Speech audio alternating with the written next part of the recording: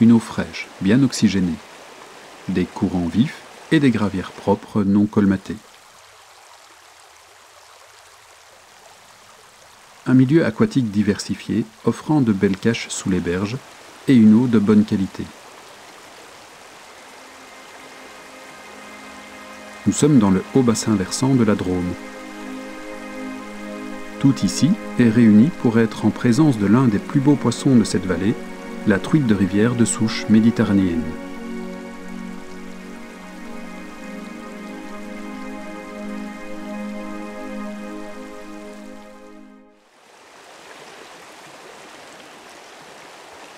La truite de rivière, ou truite fario, est une proche cousine du saumon. Comme tous les salmonidés, elle possède une petite nageoire molle, située sur le dos à proximité de la queue.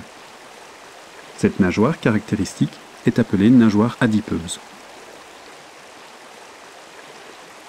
La truite fario a une silhouette parfaitement adaptée pour la vie dans les courants. Son corps est orné de petits points noirs et rouges. Les points rouges auront tendance à disparaître avec l'âge.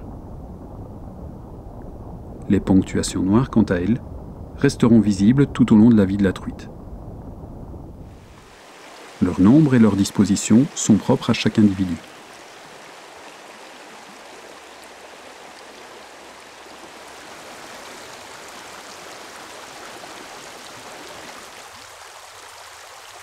Nous sommes en mai. Toute la nature est en fête et les rivières en bonne santé regorgent alors d'une nourriture abondante. Éphémères et phryganes, entre autres, prennent leur envol par milliers. Ces insectes, dont les larves sont aquatiques, représentent un mets de premier choix pour les truites. Leur présence en très grand nombre va stimuler l'appétit des farios.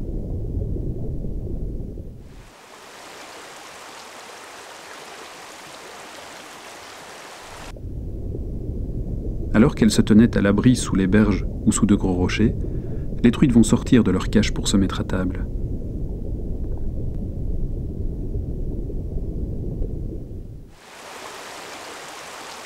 C'est le courant de la rivière qui amène la nourriture.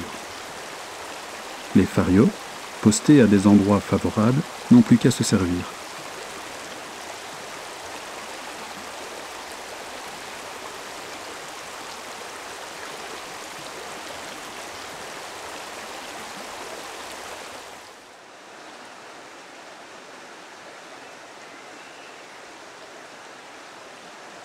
Parfois d'autres tactiques s'imposent, comme la recherche de proies dissimulées entre les galets, ou encore la chasse sur de petits poissons.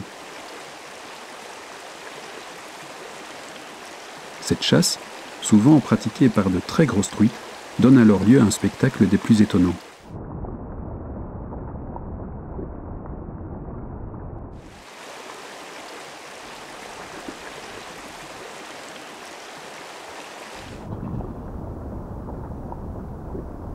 Ces festins alimentaires sont absolument indispensables. Ils vont assurer aux truites une réserve d'énergie suffisante pour affronter les mois difficiles qui vont suivre.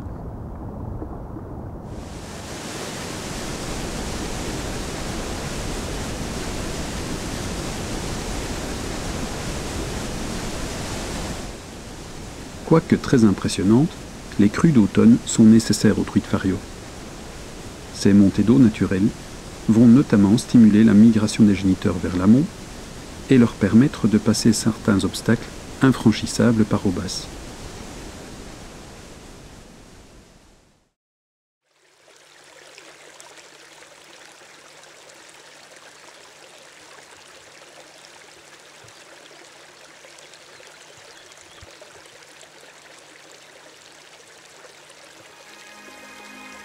L'automne touche à sa fin. C'est à ce moment de l'année que les farios vont se reproduire.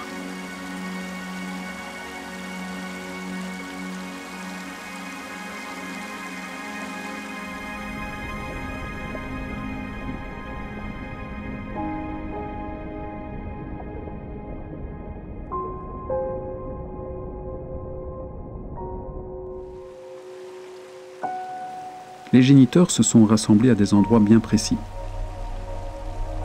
Ces zones de graviers et de galets peu profondes, où l'eau s'écoule de façon régulière, sont appelées frayères. C'est là que les fariots vont assurer l'avenir de leur espèce.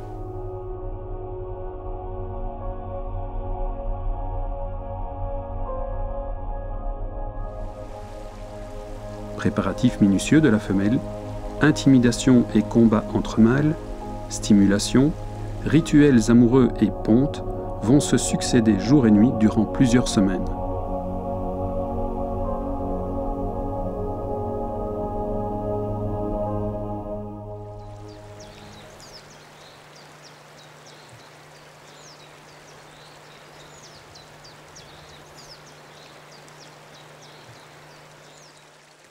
Trois mois se sont écoulés. En ces premiers beaux jours de printemps, toute la nature s'éveille à nouveau.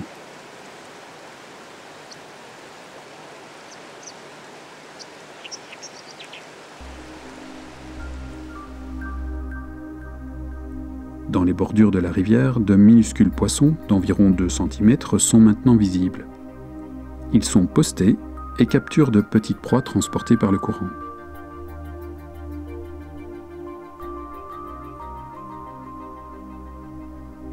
Ces alevins de truites fario, nés quelques semaines plus tôt, ont déjà adopté le même comportement que leurs parents.